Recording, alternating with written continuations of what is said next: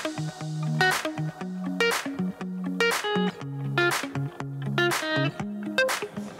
morning, everybody. This is Muchaneta here.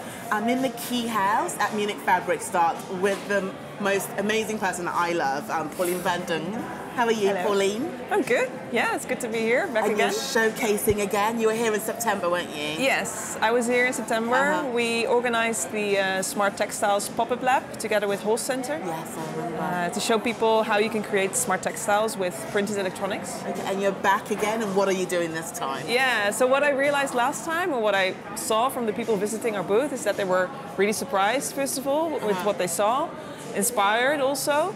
But I also realized that even though they were inspired, people probably go back to their desks after the fair. They have a lot of urgent things to work on, and that innovation kind of moves to the back of their minds. Or maybe they don't really know how to start such innovations and what it takes for their companies to engage in that. So this time we're actually hosting a series of workshops that people can sign up for, together with Marina Toeters. Oh, yes. Basically we guide them through that process. We show them what it takes to develop wearable technology. So how have the workshops been going? You had day one yesterday. So how did it go? How was people receiving the information and the workshops that you have? Yeah, well, it went very well actually. It was really nice to see how involved people were, how they were opening up and sharing their ideas also, and what is happening in their part of the industry, what they can sense from their customers, what type of values they think wearables can bring.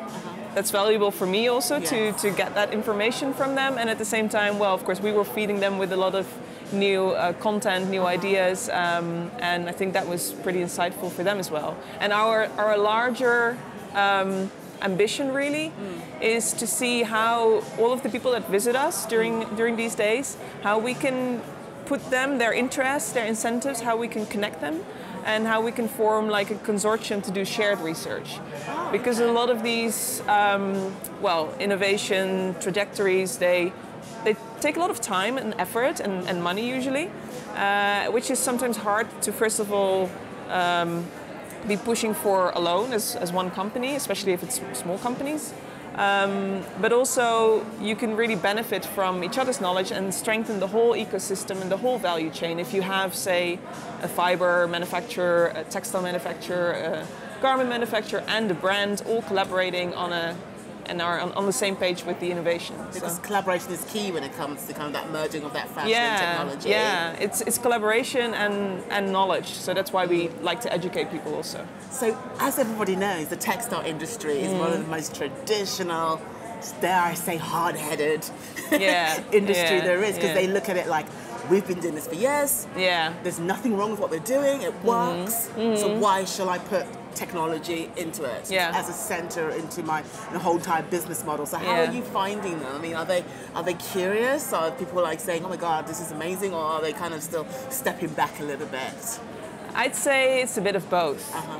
There's definitely still some skepticism, and of course that also makes sense because there has been a lot of hype around wearables for the past couple of years, and the hype has not always been fulfilled.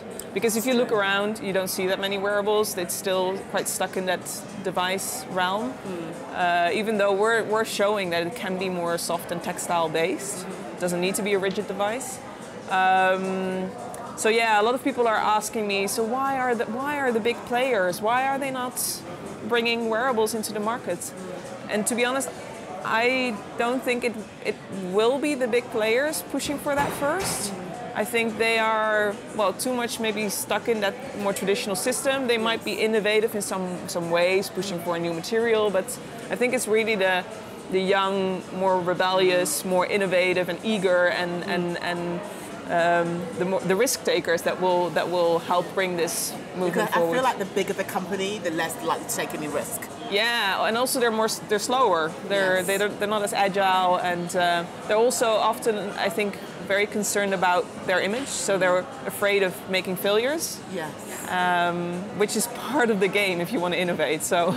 Yeah, I mean, innovation is sometimes failure. Yeah, it is. And learning from it, or others learning from your failure, and then taking the whole thing forward. Yeah. I mean, if we look back to the first wearable, I mean, devise it, you know. I always like to say the first mobile phone, it was in a box, it wasn't that great, but now look at all of us with our smartphones. And that's kind of how I always try to explain how wearable technology and fashion technology works. Don't look at what's going on now, look at the potential of what it could be.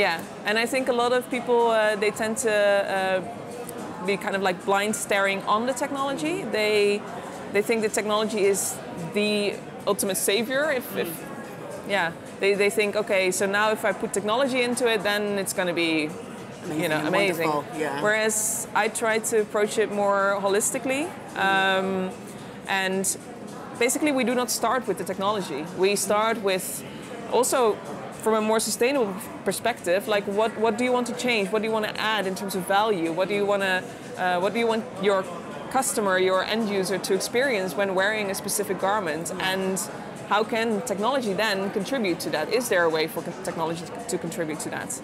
And that really reverses the idea of what technology does. So it's not one specific functionality. It's a whole bunch of experiences, experiential qualities that you can add to. So you're kind of looking at technology as a tool rather than being the kind of the ultimate goal, I guess. Kind of using it to get to a... Okay. And to more and more focus on the actual experiences of people wearing those garments instead of just saying, okay, so this is a temperature sensor or this is a heart rate sensor. It's more about thinking beyond that, anticipating what does that do to someone when you start wearing that? Because that is the effect that technology will have eventually on a person. And now you're a doctor. Pauline got her PhD. Congratulations. I should really refer to you as Dr. Pauline van Dongen. You should, otherwise I won't listen. Bad me. And what she also did, besides becoming a doctor, she actually wrote a book. And this is it right here.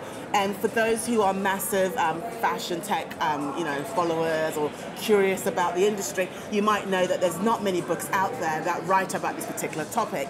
So whenever we get a book, we get super excited. So tell me about your book. What kind of inspired you to come up with this particular book?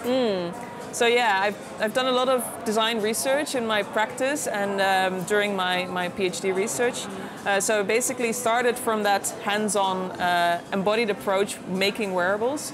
And I combined my design research with philosophy of technology. Also to bring a more theoretical perspective and to understand better what technology does. And through that philosophy of technology lens, I looked at my design process. I looked at my design exemplars, so the solar shirt, for example, or Phototrope.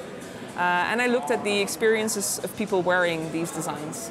And with all these insights together, I basically formulated design guidelines for people who want to start designing wearables. So both designers or engineers to design more holistically and to make better use of the technology. So this is should be, I guess, the Bible for people who are designers and who want to actually implement technology, or at least find out how they can do that. They could turn to this book, basically. Yeah, love to if they would. Yeah, because I feel like sometimes what's missing within the fashion tech space is education. Most of the designers, who did I speak to last? Spoke to somebody last season who said to me, most of the students that are learning fashion design now, their jobs are going to be obsolete in a few years. So what they are learning is actually not going to help them because there's no jobs in that. And they need to be a bit more advanced in what they learn in education. What are your thoughts on that? Definitely. When it comes to education? I think a lot starts with education, and what I see and what I also talk about in this book is that it's a real problem that design has become so separated from making and from production and manufacturing.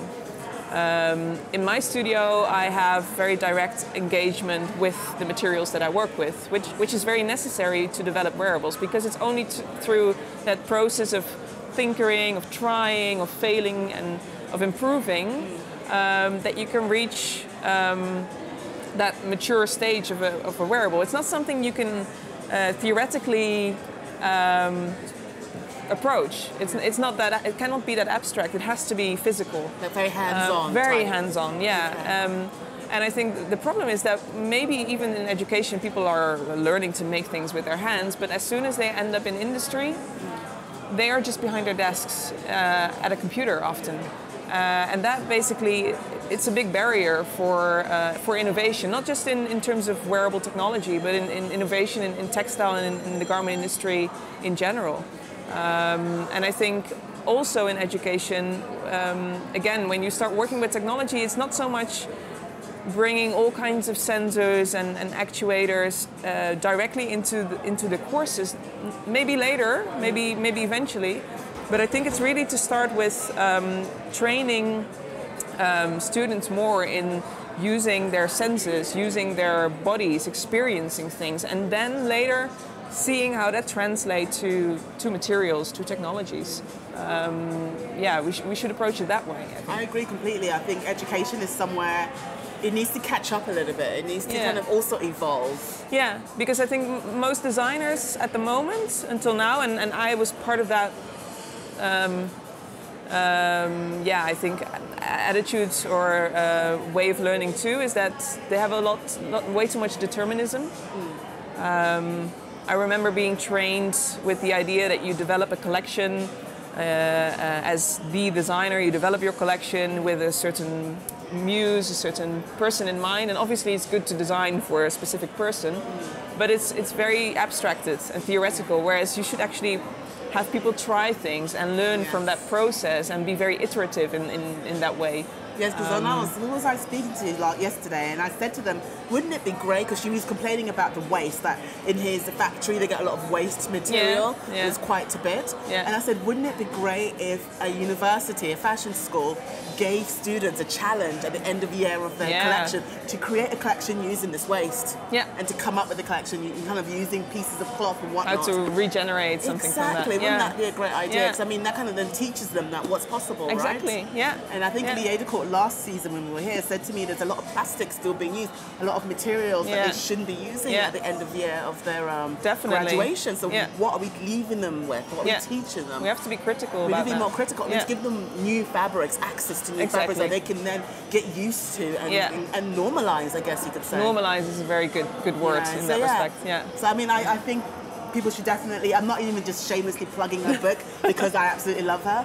It is actually a very good book, and if you love the merger of fashion and technology, I'd say, try and grab it. But I mean, where can they get it from? Is it?